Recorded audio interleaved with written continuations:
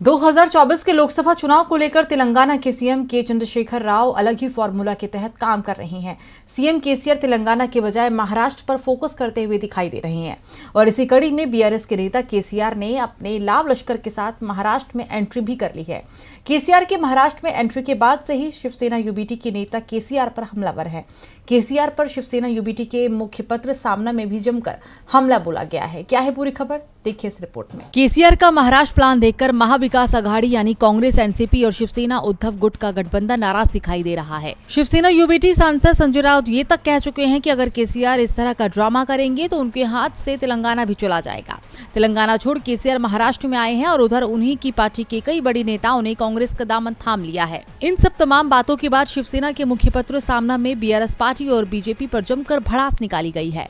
सामना में लिखा गया है कि केसीआर की बेटी कविता को दिल्ली में शराब घोटाले मामले में ईडी ने पूछताछ के लिए बुलाया था। कविता ने दिल्ली की आप सरकार और तेलंगाना में कुछ शराब ठेकेदारों के बीच मध्यस्थ की भूमिका निभाई और इसके लिए केंद्रीय जांच एजेंसियों ने केसीआर की बेटी के खिलाफ जांच भी शुरू की, जिसके बाद केसीआर ने कहा था कि केंद्रीय जांच एजेंसी दबाव की राजनीति कर रही है, लेकिन वो जो राजनीतिक कदम उठा रही हैं वो ऐसे हैं जो अप्रत्यक्ष रूप से बीजेपी को फायदा पहुंचाएंगे।